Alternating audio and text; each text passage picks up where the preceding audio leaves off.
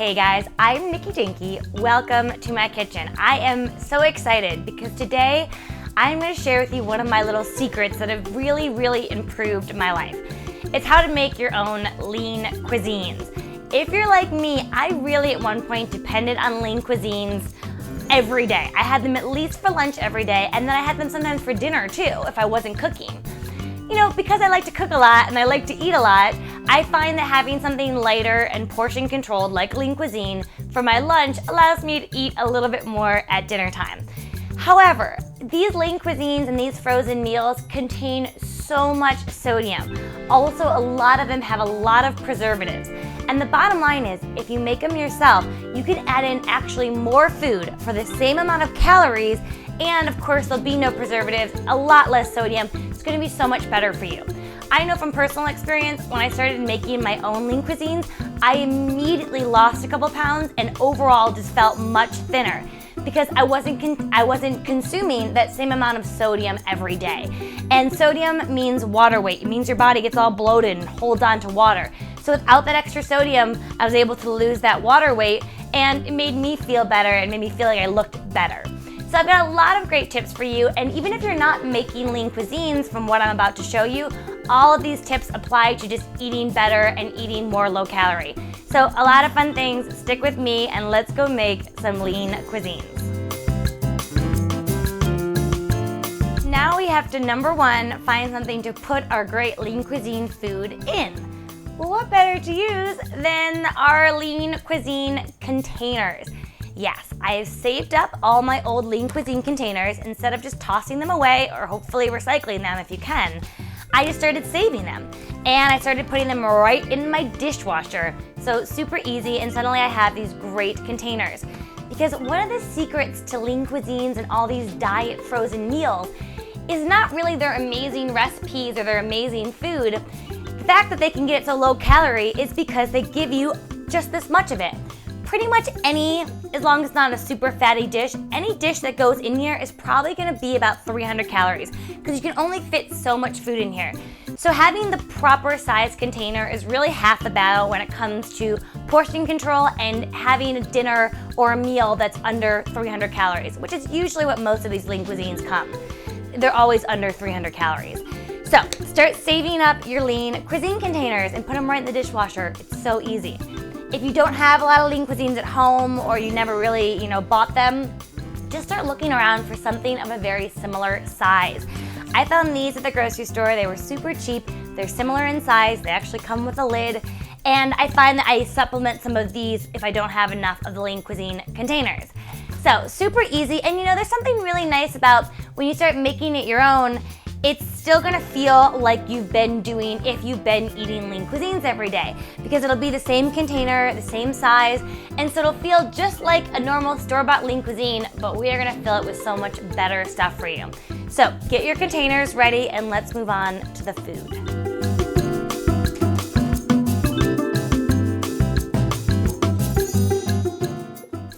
If you've noticed, a lot of lean cuisines have a pasta base to them. I'd say 75% or more have pasta as, part of the ingredients in the lean cuisines. And you know what? I'm okay with that because I love my pasta. So we're gonna make some pasta lean cuisines. Now, pasta I know some people say is not good for you. It's just the amount of pasta that you have. So here are some tricks to getting the perfect amount of pasta in each lean cuisine and really getting some bang for your buck. I have cooked up here a pound of pasta. Now, if you can see, this is kind of like a mini rigatoni. They're kind of like cut in half. What I really like about these ones is that when you cook them up in comparison to some other pastas, you get more volume for the amount of pasta. Of course, it's the same pound of pasta as any other pound of pasta and the same amount of calories in general. But if you have something that has, a hole in the middle, it'll create more volume and make you feel like you're having more food. It's a simple trick. I know it's not any less calories, but it just makes me feel like I'm eating more food, and I think that's really important. So get something that has some sort of air to it. When you're looking in your pasta section at the grocery store, when it's just dried pasta, just look for something that even dried has more volume than the thing next to it. This dried is about twice the amount of pasta or twice the volume of pasta than the let's say macaroni sitting next to it. Macaroni is much more dense and doesn't look like as much. So that's rule number one, is get a shape that really adds some volume to your pasta. Number two is that you want to cook it a little shy of al dente, so make sure it still has quite a bit of a bite to it. It's that point where you wouldn't necessarily take it out, it's not quite ready, but it's definitely cooked. That's when we want to take it out, because we're going to really try, after freezing this and reheating it, to have some sort of decent quality of pasta. And the less mushy you make it, the less mushy it's going to be down the road. So cook it a little shy of al dente, and so it's still a little bit hard. Then put it right back in this pot, put a tablespoon of olive oil in there, and just stir it around. We really want this to completely cool before we continue to assemble. Now, pasta, I know some people think isn't that healthy, and it does contain a good amount of calories. Getting a whole wheat pasta and all that kind of stuff is really nice. But the bottom line is, what we want to do here is we have a pound of pasta, and we want to make sure that this pound of pasta makes its way into at least 8 lean cuisines. Because if you take 8 servings of this, you're going to have about 200 calories a serving. So if in one of those lean cuisines, one of those 8 lean cuisines you've now made from your pound of pasta, if you have 200 calories in one of those lean cuisines, add 100 calories of proteins or veggies or whatever, suddenly you've got a really nice 300 calorie lean cuisine. Now what you'll find is that a pound of pasta for me usually makes its way into about 10 or 12 lean cuisines. I can get 10 or 12 lean cuisines out of 1 pound of pasta. So really, I'm not eating that much pasta per serving. So just make sure that this 1 pound of pasta gets split up at least 8 times, and you know you're well on your way to an under 300 calorie lean cuisine.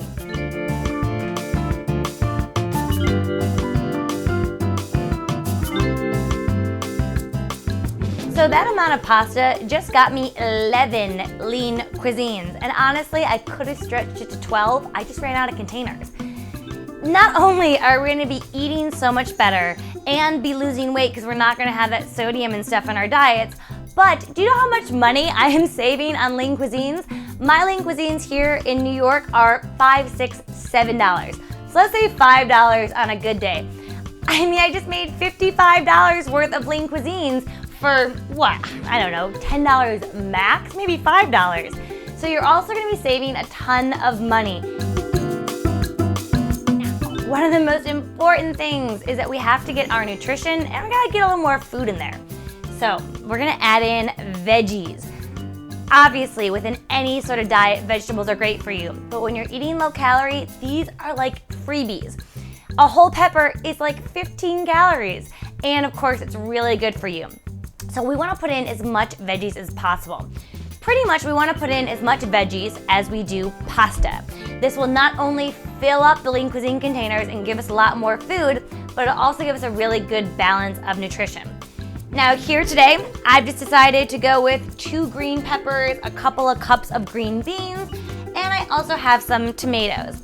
If you're going to use tomatoes in a lean cuisine, I suggest doing something like a grape tomato, because if you chop up, let's say, a big beefsteak tomato, by the time you reheat it in the microwave and freeze it and all that jazz, it'll probably be really mushy and kind of lose the whole shape of the tomato.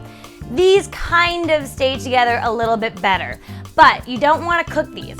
I did cook these vegetables because, we want everything to be pretty much done, even though, yes, at some point it's going to go back in the microwave. So I just sauteed up these green beans and peppers, a little tiny bit of olive oil, definitely some salt, and just got them nice and tender. The tomatoes, I'm gonna put in just like this, because once those go in the microwave when we're actually ready to eat this lean cuisine, they're actually gonna have a little bit of a moment to cook.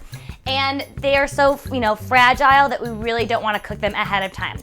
So make sure that you've got as much veggies as pasta, or as much veggies as you want, and a variety. So I'm gonna put these on top of my pasta, and then we're gonna finish it off with our sauce. Yum.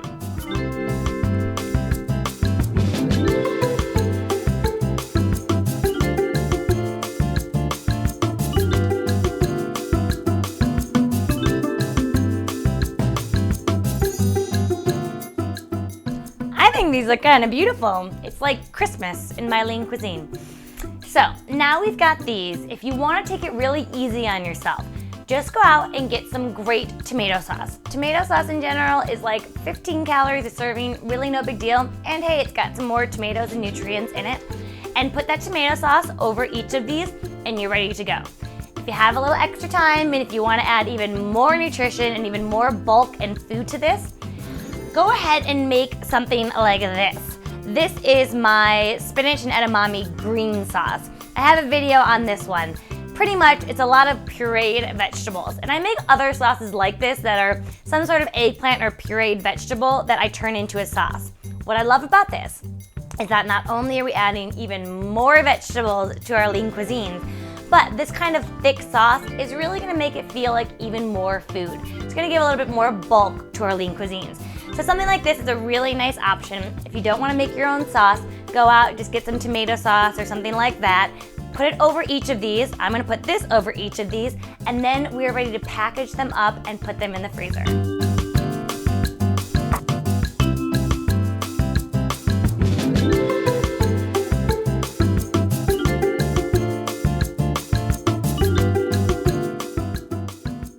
Done and done. Lastly, all we're gonna do is make sure that they're really ready for the freezer. So what I'm gonna do is I'm gonna put a piece of plastic wrap. I'm really gonna press that right on top of the sauce and the noodles and the veggies. This is gonna help prevent, as little freezer burn as possible and just keep it really nice in that freezer. Then just cover it with a piece of tin foil. Get it on there really nice and tight. And you have a homemade lean cuisine.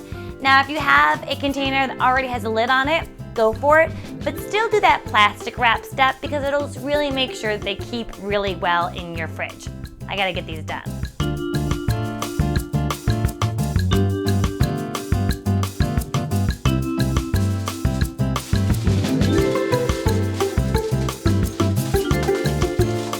When you're done with them all, you can even write with a Sharpie on the outside exactly what it is. In case you have multiples in your freezer, then you know, oh, this is my pasta with green sauce. Perfect. Now, that green sauce that I put on top of here actually contains a lot of protein. It's got edamame, which contains soy protein. It's really good for you. So I didn't necessarily put in a chicken or a shrimp or some sort of other protein in here. But you can absolutely do that, and that's a great way to round this out into a really complete meal. However, just make sure you don't put too much protein in there, really just a couple bites. Think about how much you get when you're really eating a lean cuisine from the store. They never give you that much meat. Also, if you're putting something like shrimp in there, you actually want to put the shrimp in raw. I know that sounds a little scary, but when you put that in the microwave and it defrosts and cooks in the microwave, it's actually going to cook those shrimp. If the shrimp are already cooked, they're going to get really overcooked. So once the shrimp are totally pink on the inside, you know you're done. But every other protein, you want to make sure that you completely cook before you put it in your container and before you freeze it. Now, when you're ready to cook these up, you're just gonna put this in the microwave on high. Make sure you take off the tin foil because that will make your microwave explode. Once you take the tin foil off, leave the plastic wrap on, put it in the microwave for about 3 minutes. Once it's been 3 minutes, stir it up, it'll still be a little bit frozen, and put it in for another 1 to 2 minutes. And that should give you the perfect lean cuisine. I'm really excited about these guys. I hope that I've shared a lot of information with you. Sorry if I talk too much. And of course, always have fun in the kitchen, and I'll see you guys next time.